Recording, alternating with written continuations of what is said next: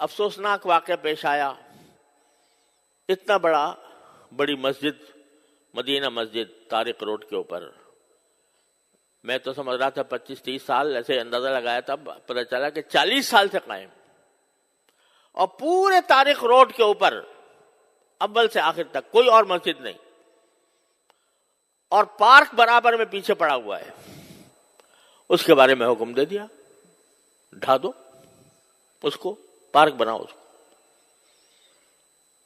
خدا کا خوف کرنا چاہیے. لوگ اس سلسلے میں بڑی غلط فہمی میں مبتلا ہیں. ایک بات میں آپ کو واضح کر دیتا ہوں کہ لوگ کہتے ہیں بھئی اگر غیر قانونی طور پر جگہ پر بنائی گئی ہے مسجد تو وہ مسجد نہیں ہوتی.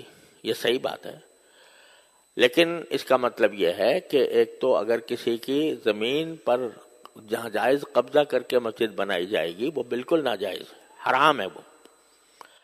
اسی طرح اگر کسی سرکاری جگہ پر بنائی جائے گی تو بھی اصل بات یہ ہے کہ نہیں بنانی چاہیے. لیکن صورتحال یہ ہے کہ ایک اسلامی ریاست میں حکومت کا فرض ہے کہ وہ ضرورت کے مواقع پر مسجدیں بنائے.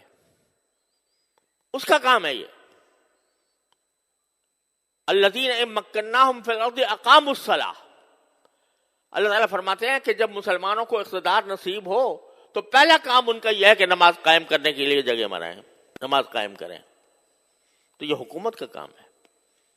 لیکن اگر حکومت پہلو تہی کر رہی ہے، آپ بتائیے، خود سوچ کے بتائیے کہ سارے ملک میں یا اپنے شہر کی بات کر لیجئے، کوئی ایک مسجد بتا دیں جو حکومت نے بنائی ہو، یعنی حکومت نے اپنے خرچے پر تعمیر کی ہو. مندر تعمیر کر لیا، وہاں گردوارہ تعمیر کر لیا سکھوں کے لیے، لیکن کسی مسجد، کوئی مسجد تعمیر کی ہو اپنے خرچ پر، کم از کم میرے علم میں نہیں.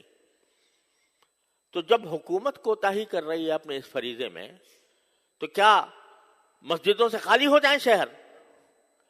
اس صورت میں اگر مسلمان کسی ایسی جگہ پر جو کسی کی ملکیت نہیں ہے، سرکاری ہی صحیح، وہاں پر اگر وہ مسجد تعمیر کرتے ہیں، یہ ان کا فریضہ ہے.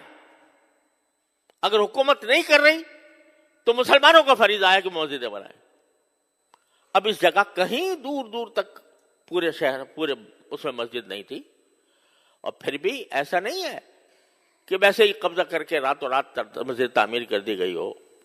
واقعہ یہ ہے کہ وہ اس کے لیے انہوں نے سوسائٹی کی اجازت لی، بلڈنگ کنٹرول اتھارٹی سے نقشہ پاس کرایا، اور اس کے بعد وہ مسجد بنی، اور 40 سال سے چلی آ رہی ہے. اور آپ کوئی بھی جا کر دیکھ لو کہ ہر 5 نمازوں کے اندر ہزاروں نمازی نماز پڑھتے ہیں، اور جمعہ میں تو کوئی ٹھکانہ نہیں، وہ چلی آ رہی ہے. آپ کہتے ہیں یہ پارک کی جگہ تھی. ارے بھائی پارک کی جگہ تھی، 40 سال نظر نہیں آیا. جن لوگوں نے این او سی دیا وہ کیسے دیا، اور جن لوگوں نے نقشہ پاس کیا وہ کیسے پاس کیا؟ آپ 40 سال کے بعد آ کر کہتے ہیں کہ یہ غیر قانونی ہے.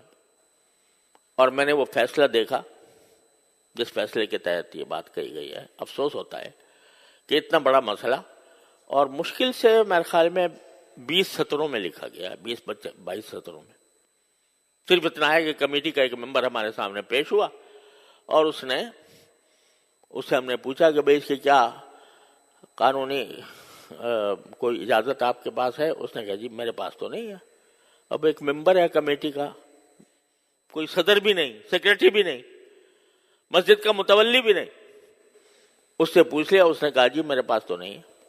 کہنے کا معلوم ہو گیا کہ کوئی نہیں ہے، لہذا اس کو 1 ہفتے کے اندر ختم کر دو. تو بڑا افسوسناک قسم کی بات ہے. اور عدالتی آداب کے بھی، عدالتی جو طریقہ کار ہوتے ہیں اس کی بھی پوری رعایت نہیں کی گئی. تو ان کا فرض ہے کہ وہ اس پر نظر ثانی کر کے اس فیصلے کو واپس لیں. اور اس کے بارے میں آواز اٹھانا یہ صرف علماء کا کام نہیں ہے.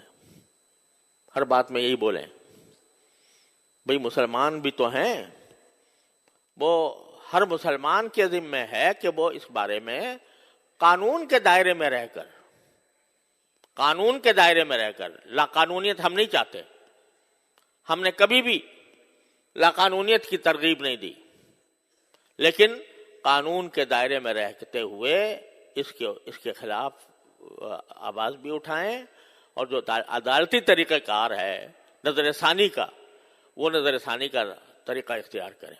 تو یہ ہر مسلمان کا فرض ہے۔ تو یہ نہ سمجھا کریں کہ جب بھی کوئی برائی ہوگی تو بس مولوی ہی بولے گا اور باقی کسی کی ذمہ داری نہیں ہے، ہر فرد کی ذمہ داری ہے۔